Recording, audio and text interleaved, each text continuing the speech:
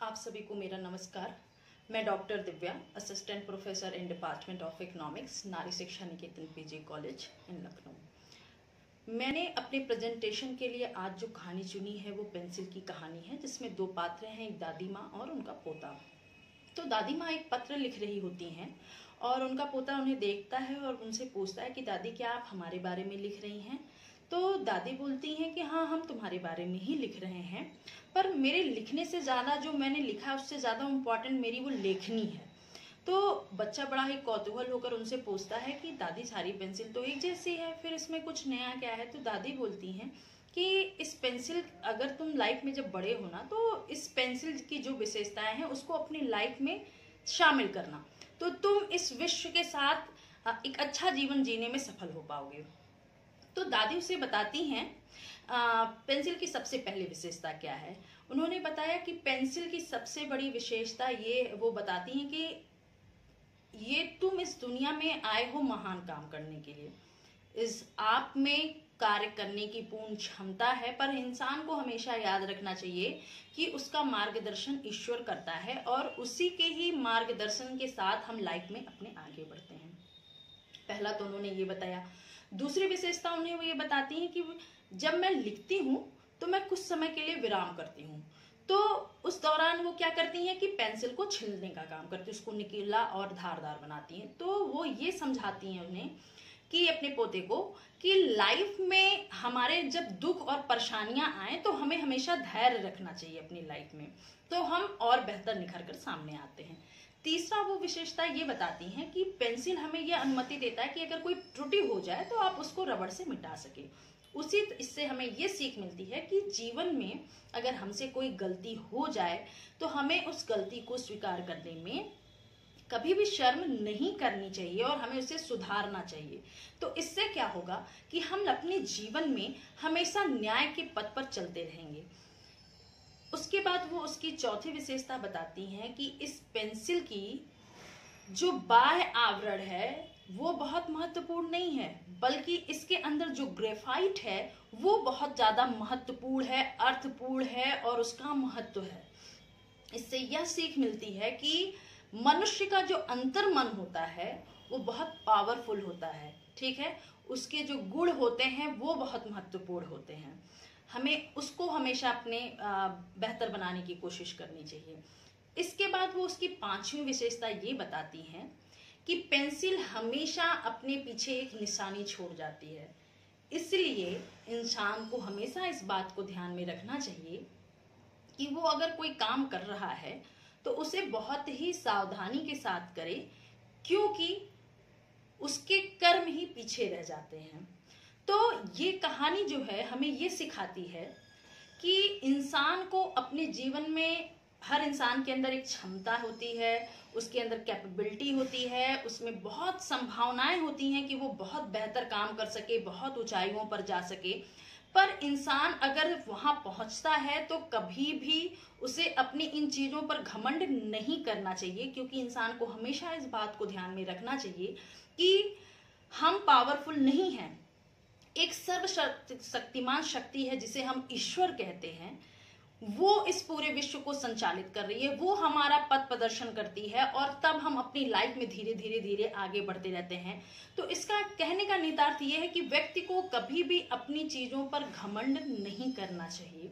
दूसरा कि व्यक्ति को लाइफ में, उसके जीवन में अगर कभी भी दुख आए, परेशानियां आए, कठिनाइयां आए, वह जब कोई भी काम हम अपनी लाइफ में देखते हैं, करने जाते हैं, तो हमेशा बहुत सारी प्रॉब्लम्स आती हैं। हम ये डेट सोच के जाते हैं कि आज मैं अपना थीसिस सबमिट कर दूंगी, बट उस डेट पे नहीं हो पाता, फिर मन निराश होता है, कुछ उसमें कमी निकल आती है, फिर हम उसको इम्प्रूव करते हैं। तो ये बताता है कि आप इससे हारिए नहीं, घबराइए नहीं, थोड़ा धैर्य रखने की हमें जरूरत है, क्योंकि कहीं ना कहीं ये जो गलतियां हैं, ये जो कठिनाइयां हैं, ये दुख जो आ रहे हैं या समस्याएं आ रही हैं, ये आपको और बेहतर इंसान बनाने के लिए आ रही हैं, आपकी दक्षता को, आपकी कार्यशैली को और बेहतर बना रही हैं। शायद ये इसलिए आती हैं। तो हमें कभी भी अपनी लाइफ में जो परेशानियां हैं, जो दुख हैं, जो कष्ट हैं, उनसे कभी भी नहीं घबराना चाहिए।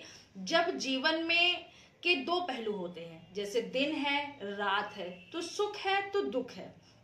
और सुख का जो महत्व है वो दुख के कारण ही है। अगर आपके जीवन में दुख ना आए तो आप कभी सुख को अनुभव ही नहीं कर सकते हैं, पहचान ही नहीं सकते हैं, जान ही नहीं सकते, महसूस ही नहीं कर सकते हैं। तो दुख का भी आपके लाइफ में बहुत महत्वपूर्ण रोल है। जो कठिनाइयां हैं, ये समस्याएं हैं, ये निश्चित रूप से आपको एक बेहतर इंसान बनाने के लिए ही आती हैं और आप में बहुत ज्यादा सुधार होता जाता है और आप एक बेहतर अपनी कार्यशैली में भी सुधार कर पाते हैं और एक बेहतर इंसान भी बनकर निखरते हैं। इसके साथ साथ हमें इस कहानी से ये भी सीख मिलती है कि हमें जो है अपने लाइफ में जो हम, क्योंकि हम इंसान हैं, हम पूरी तरह से परफेक्ट नहीं हो सकते हैं। हमारे साथ अगर हम में अच्छाइयां हैं तो हम में बुराइयां भी हैं। तो कभी भी इंसान को अगर वो कोई गलती करता है तो उसे एक्सेप्ट करने में कभी भी शर्म नहीं करना चाहिए, उसे स्वीकार करना चाहिए। क्योंकि अगर आप अपनी गलतियों को स्वीकार नहीं करेंगे तो कहीं ना कहीं आप अपने अंदर सुधार की संभावनाओं के जो मार्ग हैं उनको बंद कर रहे हैं, उनको रोक रहे हैं। तो आप एक बेहतर इंसान, क्योंकि हर व्यक्ति का जब हम बर्थ लेते हैं और आते हैं तो हमारे लाइफ का जो अल्टीमेट गोल होता है वो ये होता है कि हम अपने आप को कैसे एक बेहतर इंसान बना सकें, किस तरीके से हम अपने आप को बेहतर, हर जो भी हम काम कर रहे हो उसमें हम अपने आप को कैसे और बेहतर करते चले जाएं। तो अगर आपको अपनी लाइफ में उस हायर गोल को अचीव करना है तो आपके अंदर एक्सेप्टेंस भी होनी चाहिए कि आप अपनी जब भी कोई गलती करो तो आप उसमें उसको स्वीकार भी कर सकें। तभी हमारे अंदर क्या हो सकता है, सुधार हो सकता है। और ये सुधार अगर आपके अंदर इस तरह की चीजें हैं तभी आप क्या कर सकते हैं, न्याय के पथ पर चल सकते हैं। अगर हमें यही ना पता हो कि क्या सही है क्या गलत है, किस चीज को चुनाव करने पर हम सही कर रहे हैं, किसका चुनाव हम गलत रूप से कर रहे हैं, तो हम अपनी लाइफ में पूरी तरीके से कोई भी काम नहीं कर सकते, हम एक अच्छा जीवन नहीं जी सकते, हम एक बेहतर जिंदगी नहीं जी सकते हैं। तो हमारे अंदर अपनी गलतियों को स्वीकार करने की क्षमता या हमें स्वीकार करने की क्षमता होनी चाहिए, जिससे कि हम अपने आप में सुधार कर सकें और एक बेहतर स्थान पर पहुंच सकें। इसके साथ ही साथ चौथी जो हमें सीख ये मिलती है कि जो हमारा इंसान का जो बाह्य रूप है उससे ज्यादा इंपॉर्टेंट क्या होता है, उसका आंतरिक रूप होता है। यानी उसके सोच, उसका विचार, उसका व्यवहार, उसकी कार्यशैली। तो इंसान को ना अपने इनर वैल्यूज को डेवलप करने पर ज्यादा फोकस करना चाहिए। मैं ये नहीं कहती कि हमें अपने बाह्य आवरण पर ध्यान नहीं देना चाहिए, बिल्कुल देना चाहिए, पर उससे भी ज्यादा जो महत्वपूर्ण है वो आपके आंतरिक गुण होते हैं। क्योंकि जैसे कि फॉर एग्जाम्पल हम देख सकते हैं, जैसे अगर हम महात्मा गांधी का नाम लेते हैं, जवाहरलाल नेहरू का नाम लेते हैं, तो हम इन्हें किस रूप में याद करते हैं? क्या ये बहुत सुंदर थे इसलिए हम इन्हें याद करते हैं, या इनका कपड़ा बहुत अच्छा था, इनका पहनावा बहुत अच्छा था, हम इसलिए किसी व्यक्ति को याद कर रहे हैं, या हम सरदार पटेल को भी याद करते हैं।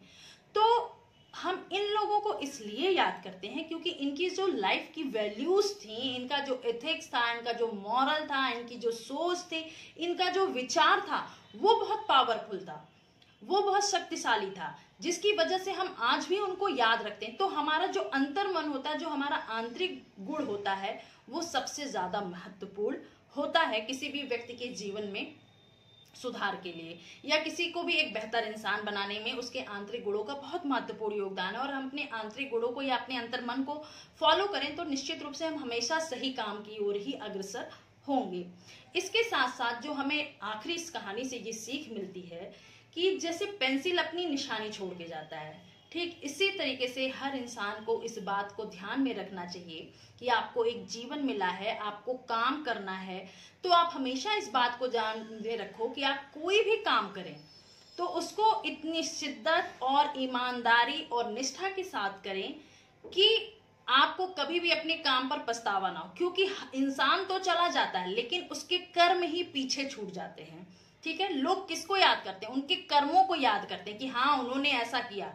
महात्मा गांधी जी ने आंदोलन चलाए तो आज जाकर हमें आजादी मिली। सरदार वल्लभ भाई पटेल ने पूरे भारत को एक करने का काम किया। तो हम क्या कर रहे हैं? उनके कर्मों को याद कर रहे हैं, जिसके लिए हम उन्हें सत सत नमन करते हैं हर साल, उनके बर्थ डेट पे हम उनकी एनिवर्सरी सेलिब्रेट करते हैं। तो इससे हमें ये सीख मिलती है कि हमें अपनी लाइफ में हमेशा जब भी कोई काम करें, कोई काम छोटा बड़ा नहीं होता, सिर्फ उस काम को करने से पहले एक बात को ध्यान में रखना चाहिए कि हम जो भी करने जा रहे हैं, हम चले जाएंगे लेकिन हमारे बाद ये काम ही रह जाएंगे। तो मैं अब अपनी बात को यहीं पे समाप्त करती हूँ। धन्यवाद।